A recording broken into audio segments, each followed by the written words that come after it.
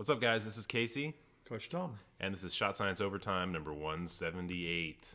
Wow. Yep, there you go. So this is our live show. This is a show where we are here for you guys to answer questions, maybe give you some tips that might help you cut out the learning curve in this game of basketball that we all play. So if this isn't for you, now's your time to just get out. Just jump out right now. Just go. There's a whole library of tutorials and short videos on our channel if you want to check it out. So if that's your thing, go check that out. But right now we're going to have our show with the people that want to talk about basketball. All right. So we're going to have a topic that we talk about at the top of the show, something that we think is going to help you guys become a better basketball player. Maybe just help, like I said, cut out a little bit of a learning curve. Yeah. While we're doing that, you guys are sending us your question about anything basketball related. So shooting, passing, dribbling, defense, how to attack the basket, coaching, whatever it is, athletic training. Just send those questions our way and we'll do our best to answer you guys. Denvi Stars here, our buddy from Moscow, who's here every week. You are just on top of it. That is really cool. Dan Dabrowski's asking, is there a sale on hats yet? Not yet. We really want to get you one, Dan, so send us that email. Yeah. And Keegan is saying, what's up, guys? What's up? Yeah. So it's glad we got the early birds here. So send us those questions.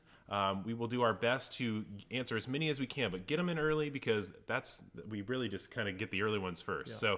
So get those in. I will also want to tell you guys that we are having a March Madness sale on our website. So if you go to shotscience.com, you can join the All Access membership area for $9.99.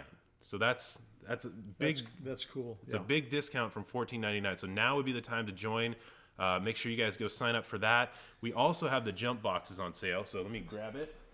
And the jump boxes are our vertical jump training box, and it has all the gear in it, and I'll open it up in a little bit, but it has all the gear in it that we think is the best for helping you train your vertical jump.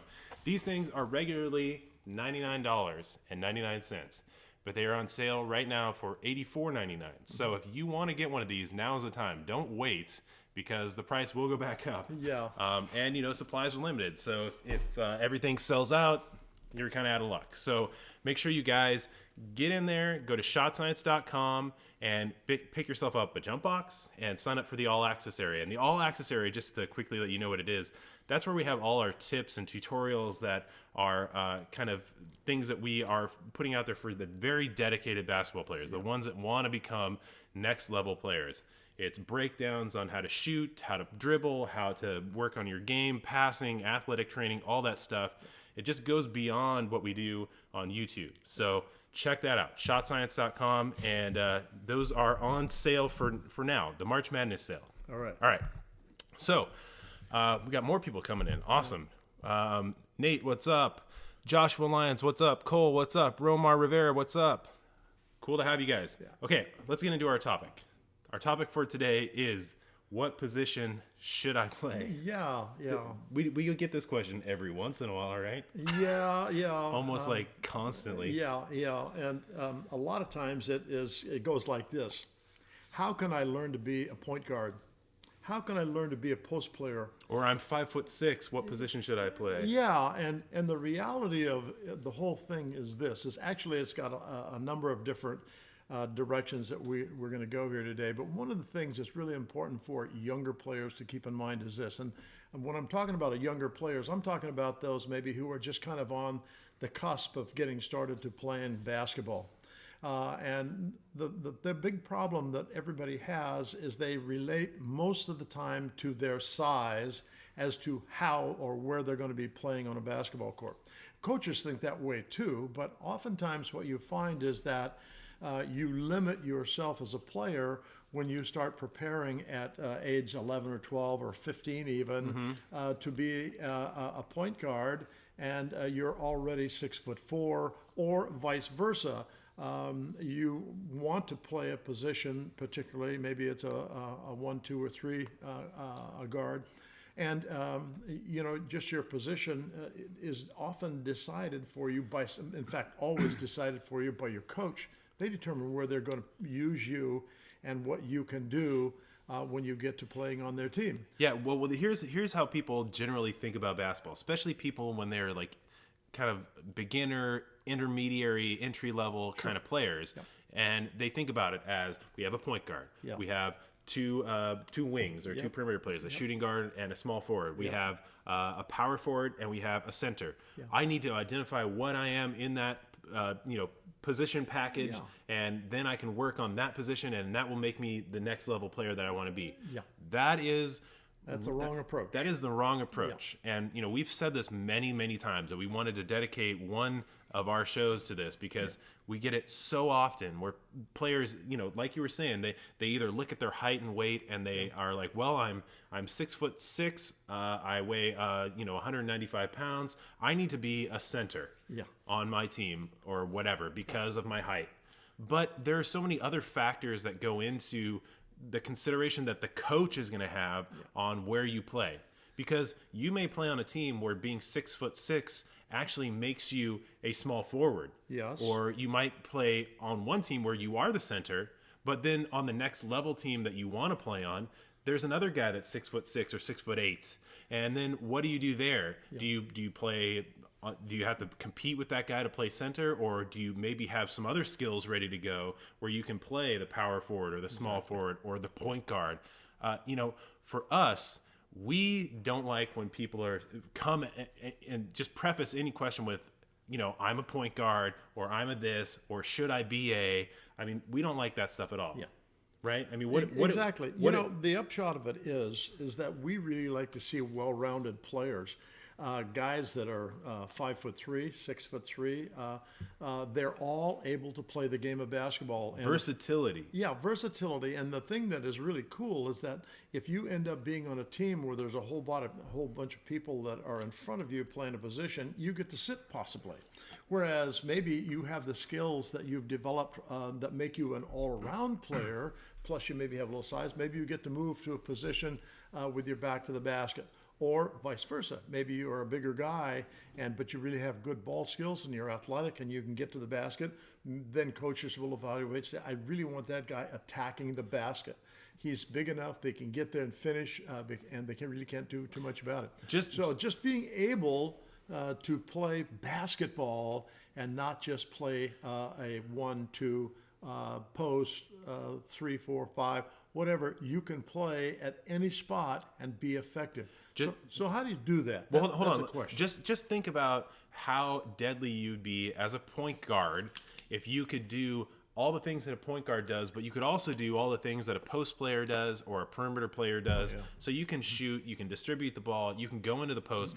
A lot of times you will have a matchup, and matchups are a big deal in basketball, but you will have a matchup where maybe you have some size on a player, or maybe not. Maybe you guys are evenly matched, but if you can take that person inside and you can do some post moves on them, or maybe you find yourself in the post for some reason, you can actually do something when you get in there and not just bail out, you will be in a much better spot. Same thing is true for somebody that plays the center position on a team.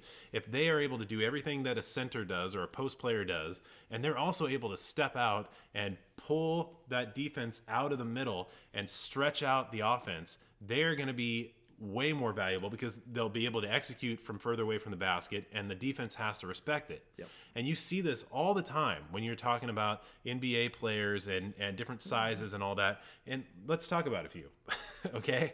One of the classic ones is Charles Barkley. Charles Barkley, if you were to meet him face to face, he's about 6'5". And they call him the round mound of rebound, and that was because he is just a big body. And if he had played the position that his body type indicated, or his height indicated, 6'4", 6'5", when he was coming up through basketball, he would probably be in the NBA a point guard or a small forward. Can you imagine Charles Barkley being pigeonholed into playing those positions? That is insane. Especially when his real strength was around the basket. Yeah. And so, he's going inside and he's going up against the guys that are 7 feet tall, that are 7'2". And, he developed his all-around game. He could attack off the dribble. He could attack from the perimeter. He could shoot. He could go inside. He could rebound. He could play defense. He could do all those things. And then there's players like Anthony Davis, who that guy, he started out in high school. He was just a little shrimpy guy. And, he was undersized, underweight. And then, he worked on all of his skills to be kind of a perimeter point guardy type player. And then all of a sudden he shot up, and now he's nearly 7 feet tall with a wingspan that is just, off the charts ridiculous. Yeah. And he's able to play all the positions because he has the size, but he also has the abilities to play everywhere. Yes, exactly. Same thing, Magic Johnson. That guy, 6'9", playing the point guard. And he was devastating to other teams because he could go inside. Yeah, and he would take smaller players in around the basket and could work them over. If he's 6'9" and they're still 6'6", 6'5", he's still got a great advantage. And then you got people like Steve Nash, undersized guy, probably typically would be thought of as just a pure point guard type player, but he wasn't. He could attack the basket. He could shoot. He could go inside. I've seen Steve Nash do some of the nastiest post moves on players that I've ever seen. Yeah. And, that's because he worked on those. He didn't just pigeonhole himself as a point guard. He could pull that off just perfectly. If a coach was like, Steve, we need you to be a point guard, he could pull all that off. Yeah, he could. But he could also, if the matchup was there or the situation arose, he could go in there and he could play and be effective in the post. Yeah. And, Steph Curry, same thing. That guy, he's not a big bulky guy. He's 6'3" on a good day. And, he can go inside and he can actually do some post moves and things too. Kyrie Irving, same thing. He's doing all of those different things that maybe a smaller guy might not be classically thought to do. The list is super long. Yeah. Michael Jordan, that guy was going in and posting up on guys all the time. He's not necessarily known for it, but if you go through, watch some of his highlights, there's a ton of post moves in there. So Hakeem Olajuwon, another one. Tim Duncan, David Robinson, all these people, they have skills that are outside of just that position that people are so, stuck on, so focused on. Well, and the upshot of it, I think, is really important is this. Russell Westbrook. Yeah, is you limit yourself when you take and figure, okay, I'm going to be a 5, I'm going to be a 4, I'm going to be a 3. And by limiting yourself, it maybe limits your game as you go through the cycle of playing through junior high, through maybe even the pro levels. Yes, yeah, so you don't want to take and pigeonhole yourself in something that, and maybe as times goes by and you get bigger, just like Davis. I mean, I think they were saying when he was, I think a junior or senior, he was 6'5", playing point guard, and now he's 6'10", 6'11", or is he 7 feet? Probably close to 7 feet. Well, I think his combine is like 6'10" or 6'11", but he's taller now. Yeah. But, here's the thing is that, the take home is that you should really be focused on yourself as a player first. Yeah. Because when it comes to skill development, that is what's important in the long run for you. Yeah. The team is something that you add your abilities and skills to. So think of that as something else, and that's where the position stuff lies. You shouldn't just go through your life trying to play a certain position the whole time because, like you said, you'll get pigeonholed, and you'll find, and this happens a lot where a player works so hard to get on a team or play a certain position, and then there's somebody else that's been doing the same thing or is taller or is more is quicker or is bigger or has more abilities. They come in and you get pushed out. Yeah. So what happens then? Yeah. Well, you sit the bench. Well, here's the bottom line too. You don't determine where you play. Yep. When you're playing on a basketball team or most any team, the coaches evaluate who you are and what you can do and decide where you need to play to help them. Excuse me. And so it's not really in your purview to be able to figure that, okay, I'm going to be a 5, okay? And you go on a team and they figure that you'll do better playing at a 3. Maybe you have a nice stroke from the outside. Maybe you're athletic and get to the basket. And so, but there's 3 other guys who play in front of you there. Okay, so then the thing is that limits possibly your potential places to play. When you can play multiple positions, and then coaches will put you where you're going to work best for them, and probably that's going to be working best for you too if you've really spent your time on developing your game. Yeah, okay. and here, we were talking about Magic Johnson a little bit earlier. That guy, he was playing point guard for the Lakers, and then Kareem Abdul-Jabbar got hurt. He came in and he played the center. Yeah. So, that's one of those things. Think about if you're in that position where you're able to be a point guard, but if something happens or if you get on a team that needs it, that you can step in and play some other position.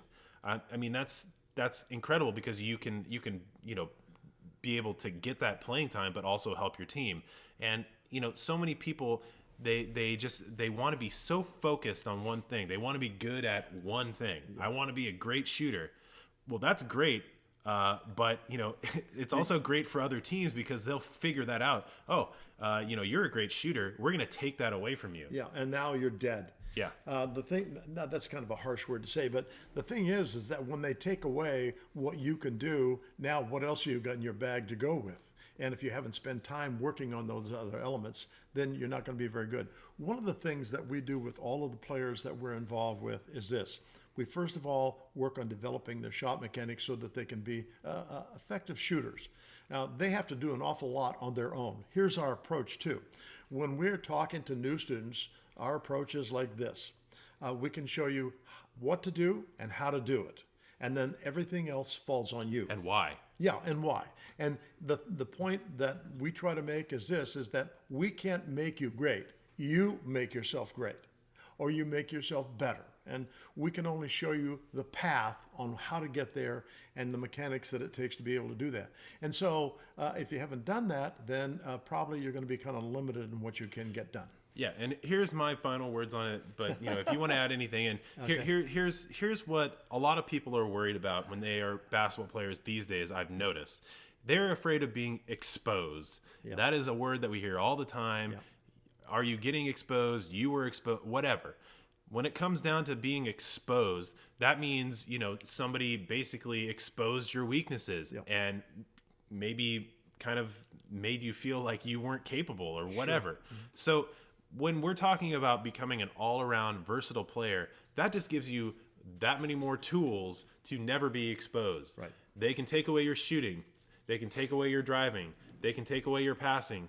But you can still have these other things like, oh, I can play in the post. I got post moves. Mm-hmm. I can rebound, and I can get putbacks on that. I can play some crazy defense. So have these other things.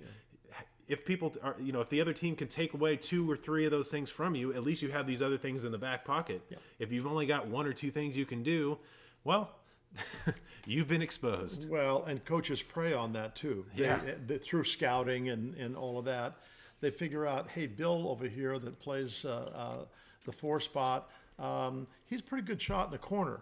So we make sure he never catches the ball in the corner, okay? And so he's got to go someplace else. And maybe he's just as effective there, but usually players aren't. They have spots where they like to be, where they can actually shoot effectively. And what you don't want to do is allow yourself to be pigeonholed so they can take away the best of your game. Yep. When they take away the best of your game, it's like taking and having you go sit down on the sideline now, and we're going to play 5-on-4 because you can't bring it because you haven't developed your game very much. So that's the key that's coming out of what we're trying to talk about today is develop your game, develop your skills, all of that so that you can plug in at 1, 2, 3, 4, or 5 and do a good job. Right. So the take home is this. When we are thinking about what position should I play, wipe that from your thoughts. Yeah. It should be you have become a all-around well-developed player. And when you get on a team or you're trying out for a team, a coach can say, hey, you're playing the point guard. And you can go, all right. Or, hey, you're playing the center. All right. And you can just do it. Yep. And, you can also use those skills in those positions that you're put at, whether it's doing the post moves or attacking whatever it is, you can do those in that setting too. Yeah. So that's really what we're trying to get at, right? Yeah, it is. Yeah. Okay. So slight commercial here for you guys because we want to let you guys know that we are having a March Madness sale at shotscience.com. And you can get the vertical jump box, Shot Science vertical jump box. It has all the training gear and stuff in it that we think is super important for you guys to develop your vertical jump or your athleticism. Regularly $99.99, but right now it is $84.99. So big discount. If you want to get it, now's the time. While they last. Yeah. If they are gone, we are sorry. Well, they can go on shotscience.com and take a look at what's in that box as well. I'll open it up later, but go right now, order that. If you guys want to join the All Access membership area, that's on sale too. Regularly $14.99 a month. Now it's $9.99. Yep. So if you want to get in on that, do that right now too. Okay. And also, if you want to get shirts, like we have our Naismith is my homeboy shirt. If you know who that guy is, that's going to mean a lot to you. It's the reason that we're all here. If you want to get like a regular official Shot Science shirt, get that. And we love to see you guys with this stuff. Any of our gear. If you are wearing our gear, hashtag Team Shot Science. We go through and we feature people on all of our social media. So if you want to get featured on Facebook or Instagram, get some of the gear and hashtag Team Shot Science. Okay, so go check out shotscience.com. We'll get back to that later. But let's get into our questions. But before we do, we have a question for you guys. It is our question of the week every single time, and that is this. Where are you located on this earth? Yeah, where are you from? We want to know. We are in Santa Cruz, California. We are south of San Francisco, but we want to know. Are you from Japan? Are you from Australia. Australia. Okay. Are you from Mexico? Greece. Yep. We want to Latvia, right? And Latvia every week, yes. Or Lithuania. We want to know where you guys are from because it makes us really excited to know that you guys are on the other side of the planet or just down the street and you're here watching with us or you watch our videos and you're part of Team Shot Science. So let us know where you guys are from. Boy, here they come. Yeah. We got Dan Dabrowski, who's our buddy from Pennsylvania. We got Vlad from Russia. We have Football Challenge 21 from Oklahoma. We have Arnav from Georgia. Row _ from Middletown, New York. We have first name, last name, who's Devin from Toledo, Ohio. Right. Max Yankees 5, who's from Canada. Joshua Lyons from Chicago. Golden Symbiote, who's from Mexico. I even called you out, Mexico. 2841 Guillerme, who's here all the time. Sao Paulo, Brazil. Cool. Keegan, Magnolia, Texas. Master Sinju from Florida. Lin Towns is from Pakistan. Wow. Romar Rivera is from Puerto Rico. Malik Thomas Winfrey is from Chicago. Right. Awesome, you guys. Keep sending those in, and we'll keep shouting them out. And remember, if you guys are in a town or a city that doesn't have a Team Shot Science presence, please get out there and share that you are part of Team Shot Science. Absolutely. And help spread the word so we can help keep growing basketball everywhere in the world. Okay, let's get into these questions from you guys. Nate Ramani says, how to drive in? Huh. Well, it's kind of a major, wide open question. It is, and this is what I will tell you is that if you go to our YouTube channel, you will find some videos there that we call our dribble attack series, and the dribble attacks kind of work on ways that you can break the defensive person down so you can get to the basket. Offensive moves, and so.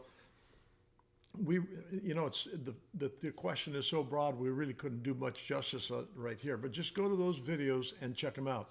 And I think that they are all in playlists. There should be a playlist on this video even in the description. So if you go to that offensive moves, we show you all the different aspects of it. There's going to be the initial part where you're trying to create space with the long 1-and-1, the hammer, the hip to hip attack, the diamond. There's a whole list of those. Then after that there's the dribble attacks, which are all the kind of different dribble attacks that you can use, whether it's the crossover, the in and out, the hesitation. There's I think 9 of them. Yeah. And then if you're ready to get into the finishes, we have the finishes at the rim, and there's another huge group of those that you can work on too. So we go from initial starting when you just get the ball to the middle attack to the finish. Yeah. So check those out. Okay. Aces accessible asks, I airballed a triple in a game. Any advice? Well, number one, it's one shot. Don't miss threes. Yeah. Actually, one of the things you got to remember is that when we're shooting the ball from that range, even the best shooters are going to have times when they're not going to make the shots. You take a look at the really great shooters and either NBA, college, or whatever level, and you'll find that the best ones are going to be somewhere between 40 and 43, 44% of made threes. Right. And so that means if you look at that, that means that you're missing probably 6 out of 10 that you shoot. Now, there's nothing that would say that you're going to be able to shoot 75% in a game, even though you may have an occurrence where that might hurt or might happen.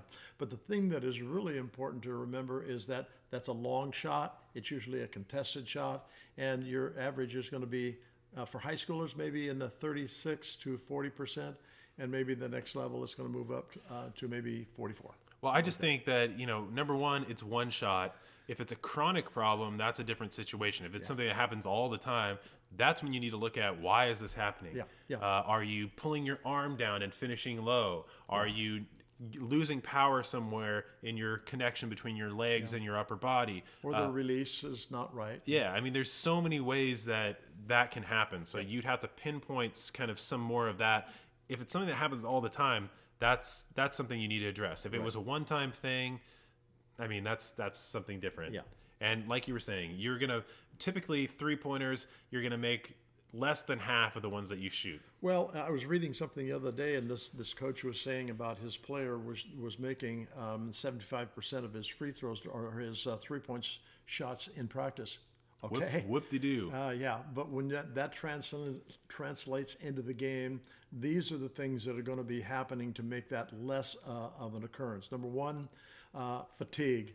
Number two, you have an aggressive defender in your face trying to keep you from doing that. And just the fact that they can kind of control where you can go on the court with the basketball as well. Any shot where you're 5-6 feet away from the basket, you should immediately half the percentage once you add in competitive forces from outside. And fatigue is a big item as well. Yeah, even in mid-range or whatever. But if you're shooting and you're making 80% on anything, as soon as you add in the competitive pressures, half that, it's going to be 40%. I mean, that's just basically where it falls. Yeah. Okay, so this one is from our buddy Joshua Lyons in Chicago. He says, I got a problem with shooting the ball straight and with arc. Okay, let's start with the first one. The typical problem of shooting the ball straight and making it go where you want it to go, is that the assist hand thumb usually is involved in the shot at the release point. When we release the basketball, that thumb is swiping on the back of the basketball, and it causes the ball to go sideways. Okay, and so not accurate. And so we have all of our players, they learn to shoot the basketball when we're working on one-handed, so that it's just the one hand and the other hand releases. We don't call that hand either the assist hand? We call it the assist hand. Not the guide hand. Not the guide hand, because it does that hand does guide the ball, but it usually guides it where you don't want it to go.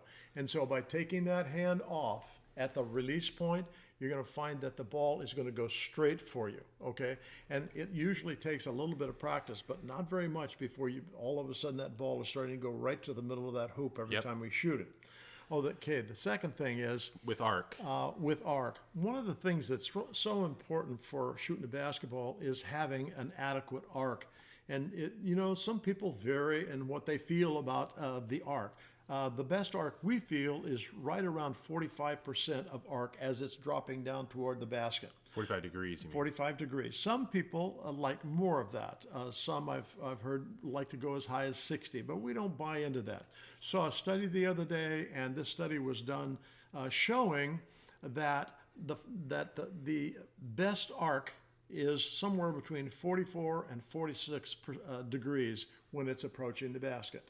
Okay, and so that's really important. And you'll find that as you work too. Oh yeah. I mean, if you're missing, one of the things you should look at is how you're missing shots, right? Right. Because if you're missing shots that are rebounding really harshly off the rim or right back at you, those are flat shots. Yeah. And if you are missing shots because they are, you can feel it when you're shooting a shot that has too much arc. Yep. You can feel that. Lots of times those come up short. Yeah, they do, because they kind of follow a bell path when they're on the way to the basket. And also, here's the issue when shots are shot with too much arc.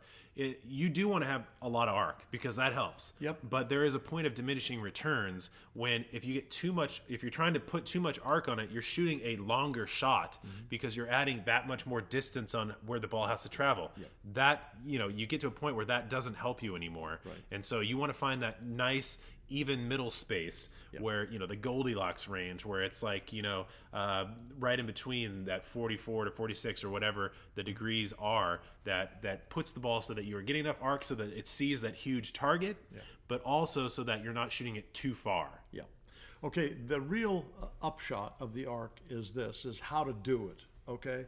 When you shoot the basketball, you want to make sure that you have your arm configured in what we call the L position. And as you lift the ball toward the basket, we want to take and make sure that the elbow finishes higher than our eyes. When we do that, we get arc on the shot, and Yep. usually that arc is going to be just about where you want it to be. As soon as we start getting this arm into what we call the V position, what happens is that the arm extends, it doesn't elevate, and when it extends, it tends to create a very flat shot. And so the upshot of it should be that we want to elevate the elbow, Yeah, finishing at a point higher than our eyes. And if you see like a shot like that where it's flat and you're finishing like that, you can see that there's no movement in my shoulder, and it's basically just one moving part. Yeah. We don't want that. We want it to go up and then extend here too. Yeah. And so that's how you get that extension. Also, Josh is asking about what to look at when shooting with high accuracy. We promote shooting at the nest, which is the area in the middle of the basket that is basically, if you were to take a dartboard and lay it on top of the rim, it's the bullseye. Because that's where you want the ball to go. You don't want it to hit all these other targets that people use as visual cues. And we get it. It's hard sometimes to visualize things because you don't get to see the actual thing that you're trying to hit. But if you're trying to hit a target, you want to aim for that target. Yeah. So that's kind of our approach to that. Joshua, I will tell you that you would love to go see the All Access membership area in ShotScience.com. And that's not just a commercial. Because we broke down shooting and answer all of those very specific questions with our breakdown in that. And there's graphics and also demonstrations, and we talk about all of those things that you're asking. Yeah. So I would suggest go check that out. That gives you even more in-depth detail than we just talked about. So And the address? ShotScience.com. Yeah. And it's like I said before, it's March Madness sale, so it's very discounted now. Okay, this is from Cole Gray, our buddy Cole, who says, "I always turn the ball over when I dribble the ball up. What should I do?" Dribble the ball up. Dribbling up the floor, is that kind of what you think Probably. he's getting at? Oftentimes what happens is that we dribble the ball too high, we dribble the ball too soft, we present the basketball out to the defender to maybe tip away. And one of the things that would be really good is go to our YouTube channel, and we probably have that some on the ShotScience.com already too, right? Ball handling, yeah. Ball handling skills, and just take and try to absorb the kinds of things that we talk about. One of the biggest problems most young players have is they pet the ball. And that's what we do, is we kid them about petting the dog. And pretty soon they're starting to crush the ball. It wants to be a very aggressive, and it doesn't want to be tall. Most of the dribbling that we tend to do in basketball is between our thighs and our hips. Mm-hmm. And that way we smash that ball into the floor. It's coming back to our hand. It's harder for them to time it, to tip it away. And one other thing that is really critical is that when the ball is coming up into your hand and fingers, it tends to stick a little better when the ball is crushed when you shoot it. We have everybody pound the basketball. But now, by developing some ball skills with those things in mind, you'll be surprised how you can take care of the basketball. We teach everybody how to cross, how to scissor, how to flat back. A flat back is behind the back dribble, and it's a specific type. And if you go to our videos, you'll see what we're talking about. And they're very explosive and quick. And we use those for change of direction dribbles when we're attacking the basket as well. But I think those things probably would help you a bunch. Yeah, I was going to say that those are the very important skills that you need to develop. And, it is about controlling the basketball. It's about having attacks that you can use. Yeah. And it's about having the confidence to execute those things. Yeah. So you have to put the work in to get them going. I will also say that one of the major things that we see in younger players when it comes to turning the ball over, bringing it up the court, is they panic because they're getting pressure. Yeah. And so one of those situations might be that you can't execute these attacks to be able to neutralize the player. So you need to learn those to really kind of get out of trouble. Yeah. And then if you're getting, blitzed by two guys, then you need to learn how to undo that as well. Yeah. And what we would say is you attack one of those guys and you just focus on that person, neutralize them, and then you can go. And if the other person tries to catch up, then you can try to neutralize them. Panicking is the worst thing you can do. Yeah, and one of the worst things that goes along with that is you pick up the basketball. When you pick up the basketball and you are under pressure, now the pressure is just going to get greater. And so we like to have breakaways where we can step and retreat and now attack them. And anytime that we have a double team coming, we want to try and attack the person who's to the middle of the floor. Yeah. And the reason we want to go to the middle of the floor is that if we go toward a sideline, they can just herd us right into that sideline, and that's like having a triple team. Okay, and so keep the dribble alive, retreat, dribble, learn how to retreat dribble. And that's another one that you can go to our videos and check out. And here's another thing too, is that when it comes to anything, and we talk about this all the time too, is when it comes to anything on either side of the floor, whether it's offense or defense, you should be the one in control, making the move, forcing the other person to do something they didn't want to or didn't plan to do. So, if you are playing on offense and you are attacking this defender, you're forcing them to do something. So maybe you do the crossover dribble, and you get them on that. And if you've done that a few times, they're going to try to take that away from you. Fine. Do the in and out dribble or the hesitation and catch them on the counter move. But you're making them do something they didn't want to do. On the flip side, if you're on defense, you're forcing the issue with the person on offense. You step up and you give them a juke and you make them have to do a move before they were ready to do it. Well, and they try to herd you to the sidelines as well to get you in that little corner just over the mid-court line. And so we tell all of our players that when you're coming up under pressure, you stay in the middle of the floor. And that gives you probably about 20, 30 feet for you to take and move and be able to get around somebody. As soon as you start getting over into the outside third of the court, they've got you over near the sideline. Now you can get into some trouble. So keep it in the middle of the floor. Okay, so I want you to rewind the last 5 minutes, take notes, because that was a lot of stuff. But those are really the things that you don't know until you've played a ton of basketball that you need to do. Yeah. And I think the biggest thing is that you want to be in control. Yeah. And that even transcends your question. Yeah. That is one of the things you always want to do. Don't be the player that is always in recovery or is reacting. Yeah. That is how you get killed on everything. Yeah. Yeah. Michael Jordan, Kobe Bryant, Steph Curry, these are all players that are offensively and defensively forcing their issue and agenda. Right. So that's how you should play too. Right. Okay. This is from Romar Rivera, who says, "What timing? I was going to question what I should do when I don't play my position, point guard." Awesome. I hope that we answered your question with our intro there. You could maybe be a great 2 or 3. You should be a great basketball player. Yeah, exactly. Okay, we answered Josh. This is from I Don't Know, who says, "How to stay confident and consistent with shots and ball handling." That all comes from just putting a ton of time into it. And then after you put the time into it, this goes back to the 3 pillars, but we'll let that one go today. But what is really important is putting time into getting better and then take it to the court and use it at game speed.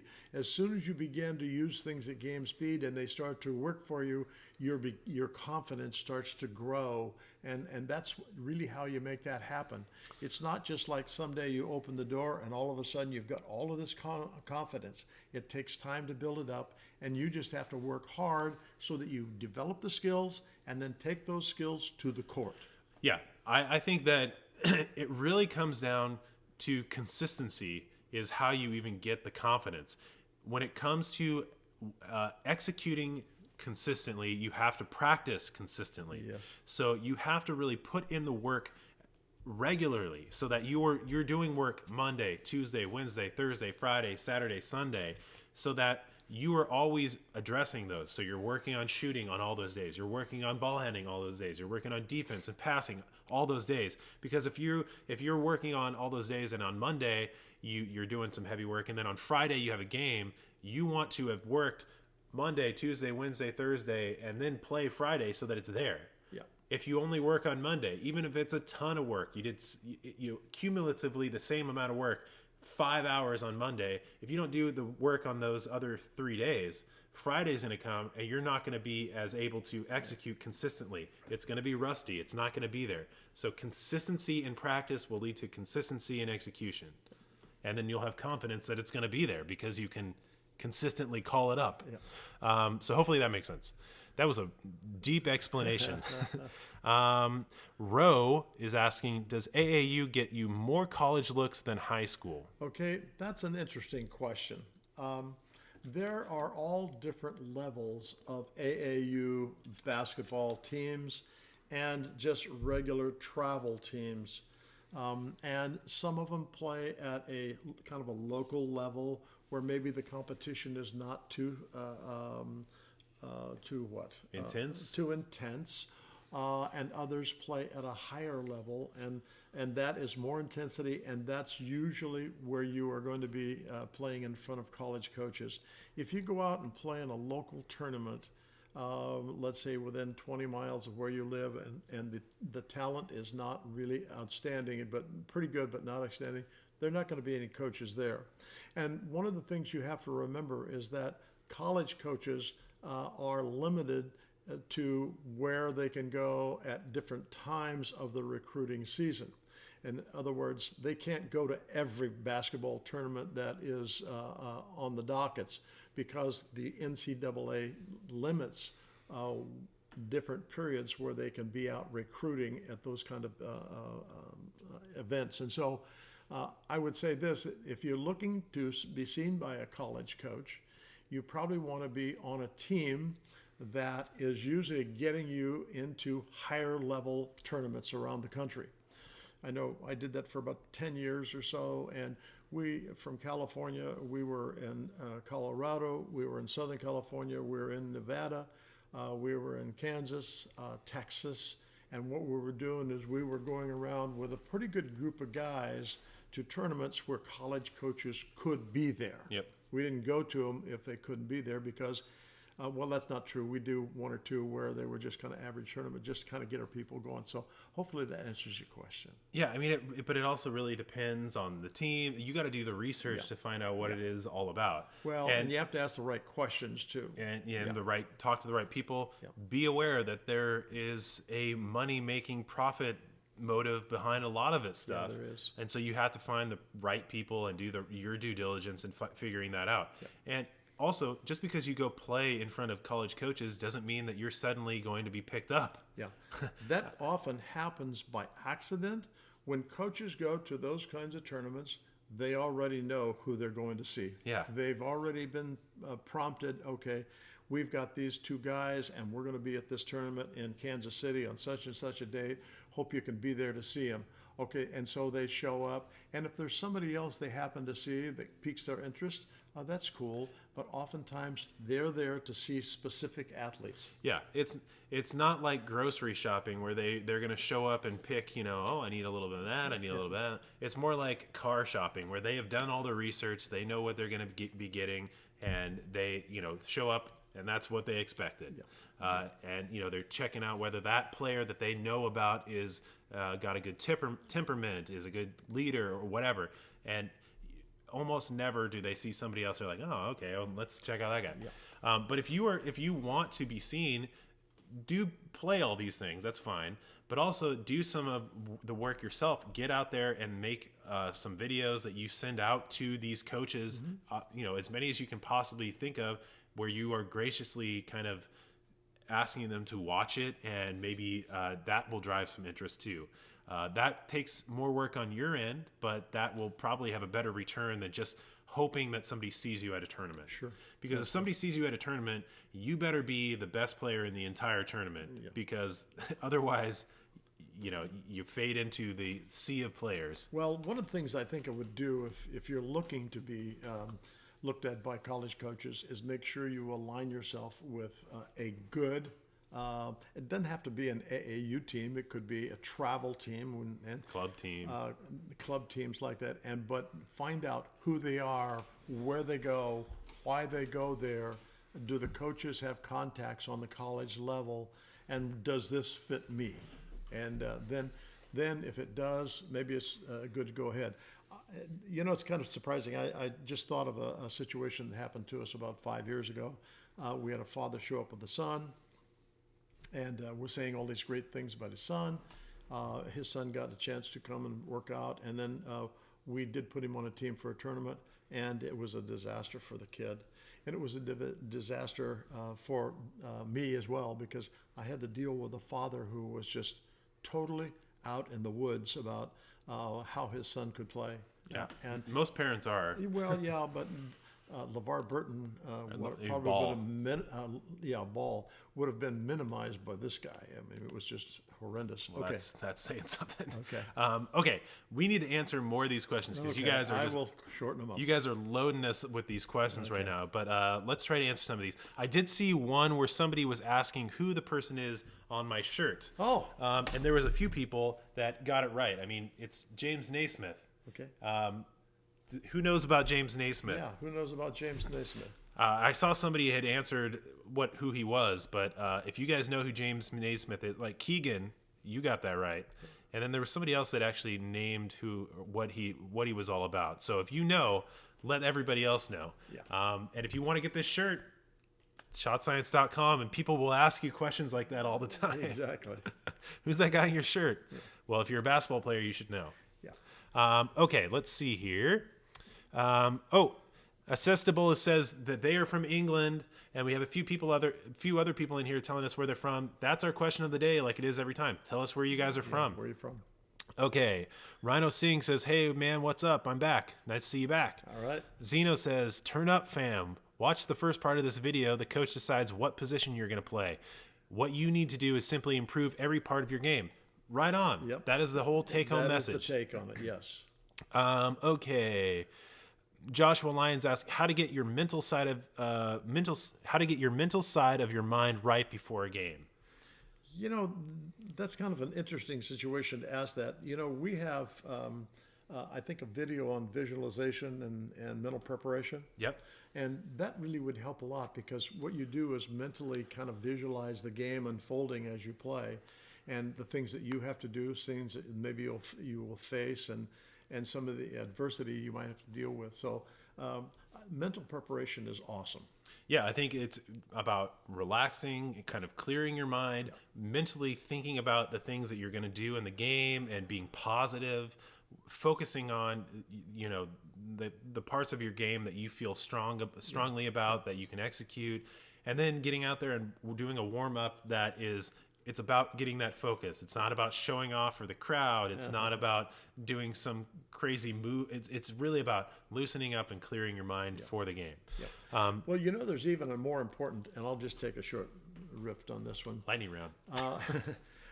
One of the things that's so important is the warm-up period before the game, because oftentimes players will go out there and they're not really thinking about the game, and they're not very intense, and they're just going through the motions. And after all the years that I've been around basketball, I can usually watch a team, in particular our own team, and I go, this is not looking good. We're not really prepared to play. Sometimes I will go out and I'll call them together and, okay, this is what I'm seeing. And we know that the result here is not going to be positive for us if we don't get ourselves mentally prepared right now, and this is in the warm-up period. And so that's a time when I think a lot of players have to really focus on what it is you got to get done that game. Okay, Ahmad Chima is saying, "Coach, what should I say to people who tell me I'm only good because I'm tall, even though I work on my game more than them?" Hey, you don't listen to other people. Who cares what anybody says? Exactly. As long as you're satisfied with the progress that you're making, just leave everybody out of the equation, particularly your friends and maybe friends' parents, because you know, there usually is some kind of an agenda that they have there, trying to keep you from getting above everybody else by trying to keep you down. And so don't pay any attention to that. Yeah, Just be satisfied with your growth and keep doing what you're doing. What anybody else says should not affect you, unless you're asking for the opinion of somebody that you trust. Yeah. If it's somebody else that's just saying stuff, who cares? Yeah, who cares? They could tell you you're the worst person in the world, that you're ugly, that your mom's ugly. Who cares? And people will tell you that stuff. I've played in plenty of games where there's some trash talking idiot, and he goes on and on and on and on. Meanwhile, you're dropping 30 on him, and he doesn't know, and he keeps going. So who cares? Look at somebody like Kawhi Leonard. That guy, I don't stoic. think he knows how to speak, really. He goes up and he does some of the most in-your-face dunks ever. Yeah. Neutralizes guys, scores 20, 25 points a game, and His facial features never change. And do you know how much that pisses people off when they've been talking the whole time and he doesn't have any reaction? Yeah. When people say that stuff to you, smile and walk away, and drop 20 points on them. Right. Okay. Let's see. I kind of want to go down here to the bottom so we can see what people are saying right now. Let's see. Keegan is asking how to keep your assist hand on the ball when you shoot. It tends to come off and looks like Kevin Ducksworth. Oh, that's not a name I've heard in a long time. Okay. All right. Well, there's a little bit of a difference there from what you're describing and what we teach. One of the things is we want that hand to come off the basketball at or just before the release point of the basketball. We want the other hand off. And that hand has been referred to by coaches and whatnot for a long time, decades upon decades. And when I was a kid, they were using the same term that was the guide hand. But what we find out after developing our shooting mechanics and whatnot, we find out that is really one that we called an assist hand, and it assists in us get us up the ball, up and ready to shoot, so it doesn't get knocked out of our hand. After that, its role disappears. And when you are in the stroke mechanics, as you are reaching the top of your stroke, that other hand falls away. And you don't want that hand, or particularly that thumb, on the ball as you follow through. Because what happens is that thumb tends to have this kind of an action on the ball, and it will cause it to go one way or the other on the release. So what you want really is a one-handed release at the very end of the stroke. You'll find that is going to be much more accurate for you. And again, go check out Shot Science All Access. We have a whole section on shooting, and we discuss exactly that, the assist hand. And we show you pictures and video and everything. Okay, this one is from our buddy First Name Last Name, who says, how do I drive from the three-point line into the paint without getting the ball stolen? Well, okay. Again, it comes back to those offensive moves. Well, it does, but it also is one of recognition. Oftentimes I see players who kind of put their head down and they're looking to get in by their defender into what we refer to as a seam in the defense.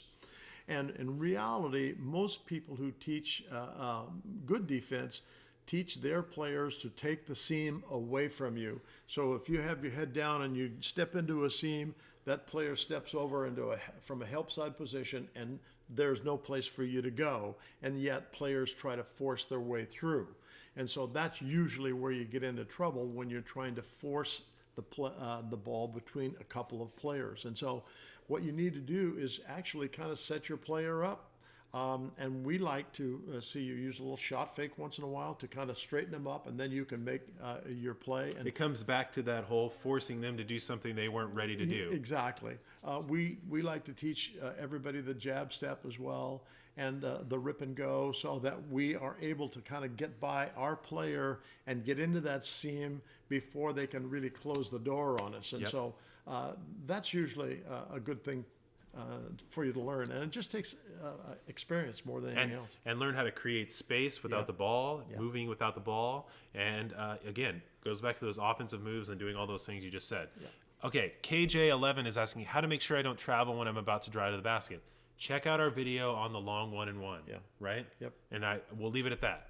The long 1-and-1 on our channel. Let's see. This is from Vlad from Russia, who says, hi, I'm from Russia. Thank you for your channel. It helps me in training. You're very cool guys. Awesome. We love to hear about that. Thank you very much. 2841 Guillerme says, does training sprint off the court help a lot on court? I think I got more explosive in just a week. I think we talked about this a week or two ago, where you want to train in a way that is very basketball-esque or functionally basketball. So endurance running is not the way to do it. You don't want to run 5 miles a day and think that that's going to translate back to basketball, because when during a basketball game are you going to do that 5 mile run? It's short bursts. you know, the basketball floor is between 94 and 100 feet long, and so usually everything is a short sprint. A short sprint, maybe 30 yards, and so at the most, and so that's probably way more better for you than running distance and trying to build up your oh gosh, what do I want Your to say? long distance endurance. Endurance, yeah. It's the short sprint endurance that you really want. Yeah, and that does help you with your quickness and your and everything that is really specific to basketball. Yeah. Master Sinju says the guy in his shirt is the guy who made basketball, I think. You got it. You got it. All right. And now here's a question: When did that happen? Do you know? What year? Yeah. Okay, Cyclone Fan is asking, can I buy gear? Yeah, go to shotscience.com. Then you're asking, how do I fix streaky shooting? Consistent practice. Well, yeah. Consistent. And you cannot eliminate streaky shooting. Great example is this period of time that both Thompson and Curry have been going through with the Warriors until just recently. They struggled. And there was a period there where I think that Curry had 4 for 30 on his three-point shots. And so we hit those spots where things aren't falling, and then if we stay with it, then what we find is that it comes back into focus again for us like it did last night. I think he got 6 or 7 threes last night. Yeah, I mean, when we're thinking about our shooting, it needs to be thinking about averages over time. Yes. Because if you're thinking about, 5 shots that you took, that is not a good sample size to determine what your shooting is like. And you can sabotage your shooting after that because you're thinking about, I missed those 5 shots. Yep. If you think about your shooting over 50 shots, that's going to give you a better picture of kind of what's going on. Yeah. And even more and more and more. Like, it doesn't make sense to focus on these tiny things. Right. But consistent, purposeful, diligent practice will help you with that streaky shooting. Exactly. And the 3 pillars of practice. Yes, that's you got to true. get that game speed, game intensity work in there too. Yeah, that's really essential is the game speed. Okay, Rhino Singh is asking, hey, please tell me, what is March Madness? It's all over the internet. Is it like college basketball finals or stuff? That's what it is. It is the 64, where is it actually more now? 68 teams. It's a 68 team NCAA national tournament to determine the NCAA Division I champion of basketball. Right, collegiate champion. Something that goes on at the same time, but you don't ever hear much about it, is they have not only the women's side of it doing the same thing at about the same time, but they also have Division II and Division III tournaments that are going on concurrently that they don't ever get, they don't talk about very much. But that's exactly what it is. It is a crazy time of year for basketball. Linlin Town says, hey, this might sound weird, but do you think dribbling a large ball, like as big as a beach ball, but it bounces and stuff, helps become a better dribbler? No. We're not fans of using other objects to develop your basketball skills. And, we see people that are doing the tennis ball thing. They're putting bags over the ball. They're using gloves. Maybe that works for you. Maybe it also is just a psychosomatic thing that helps you do something that's different and it helps you break out of the box. Yeah. That's fine. But we don't really support that stuff. Use the that you're going to use in the game. This exactly. guy. And we're buddies with Drew Hanlon, who's this trainer for most all the top NBA players, and he says the same thing. You don't need anything more than this. Yeah. And if you put all the work in using this, then you don't need to do all those gimmicky things. Yes, and they are gimmicky, really. So we would say don't do that because using anything other than this, you will have a period where you have to kind of unlearn what you did with that because it doesn't translate directly to this. Well, and they don't bounce like a real basketball. So there's an adjustment period. Yeah. We think use what you're going to use on the court. Yeah. Okay, let's go to the bottom here. We need to start answering a few quick ones. Our lightning rounds are just we don't pull through on those. No. Let's see. Keegan's talking about it was a peach basket he used on a pole, and I think you're talking about our buddy James Naismith. Yep, that's right. This is from Dovidas. I'm just going to say Dovidas, who says, hello, guys. Maybe you know something about it. I'm a 17-year-old student from small country in Lithuania. What to do if I want to study and play basketball in the USA? Okay. Just a the quick answer, we actually have some videos, I think, on that on Yep. our YouTube channel. But the thing that we want to do is let people hear who are in positions of coaching college basketball. Let them know who you are and how do you do that. Get yourself a list of things, places that you think you would like to go, and maybe not knowing what kind of a player you are. Division I is the ultimate of college basketball. And Division II and Division III are outstanding as well. Send those coaches some information and a short video of yourself playing. Don't make it just a highlight video either. Make one maybe a quarter where you're just kind of showing us all these things that you're capable of doing in games. Then give them a situation maybe for a quarter of just the game so they can watch you and just as the game flows. They don't want to just see your highlight films, but you can do a lot for yourself that way. In fact, we have a couple of college coaches that are on that video on our YouTube channel. Go check out some of our older live shows, and we talk to some coaches about that very specific thing. And they give you directions on what you should do. Okay, somebody, I think Keegan answered 1891. And that is the year that basketball was invented by Dr. James Naismith. Exactly. And Linland Towns was saying, I was going to guess like 1912 or early 1900s. That's still pretty close. But it was 1891. Yeah. Okay, our buddy Olii had a question, and if I can find it. My hand isn't flicking like it should. It feels as if it closes in on itself, and only my two middle fingers are doing the motion. My pinky finger also seems to not flick and just rear off to the side. We don't care about the pinky finger. Okay, hold on, time out.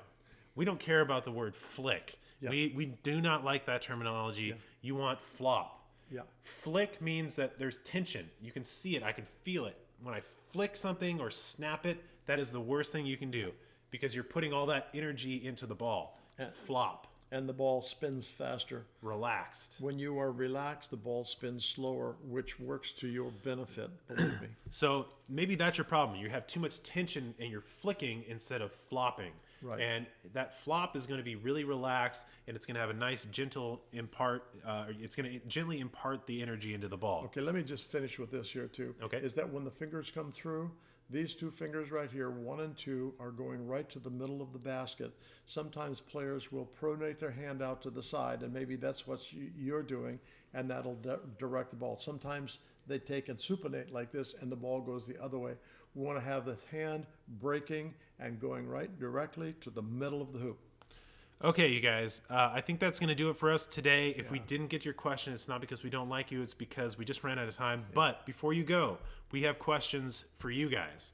Yeah. And first, I will say, go check out shotscience.com. I know you guys think this is a commercial, but this really helps us because if you guys are supporting us, that makes it more able for us to give you more free tutorials and free stuff on YouTube and stuff like that. But if you go to shotscience.com, you can do the all-access membership and the jump box at greatly discounted prices. And the shirts? For not the shirts for March Madness. Okay. The jump box right now is $84.99. Let me just open it up. So this is the jump box. We send it to you, and it has all the vertical jump training, athletic training stuff in it that we think is important for developing that stuff. So flip it open, and you get a shirt right here. You get a jump rope, you get some training bands, you get a foam roller, you get some resistance bands that actually have some belts, and also one that hooks around your waist, and you can put the handles on it. But there's some other stuff in there too. If you go to the website, you can see what those things are. But this thing is on sale, and they are while supplies last. So if you want to get that going, that is what you should do. Okay, before we leave that, there's also a section on vertical jump at shotscience.com that explains how to use all that equipment and what will help you develop. In fact, I think there is a downloadable PDF file for that too, isn't there? Yeah, there is the vertical jump handbook that you can get. But if you go to shotscience.com and you go to the all access area, the all access is regularly $14.99 a month. But if you get it now, it is $9.99 a month. So go get it now, and it has, like we were talking about before, it has a whole section on shooting, on ball handling. There's drills, there's tutorials, there's breakdowns. There's a whole section on vertical jump, and we put new stuff in there all the time. So if you want to be part of that, that's really kind of the area where we are giving you guys extra stuff that, beyond the YouTube stuff. So if you are a serious player, that's where we would say to go. Follow us on all of our social media stuff. We are Shot Science on everything: Instagram, Snapchat, Facebook. We do different stuff all over the place.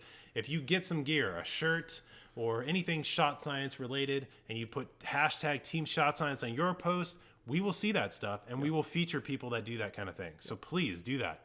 Okay, our questions for today are, number one, where are you guys from? Yeah. Because that is always our question. Where are you guys from? So interesting to know where people are from. And our second question relates back to our topic about what position should I play. We want to know instead, what are your weaknesses and what do you need to work on to fix that in your basketball game? Yeah. So can you play in the post? If not, that's your answer. You need to work on your post moves. So where are you from, and what aspect of your game do you need to work on? So let us know that. Please check out shotscience.com, and we will see you guys next time. Bye, guys. Bye.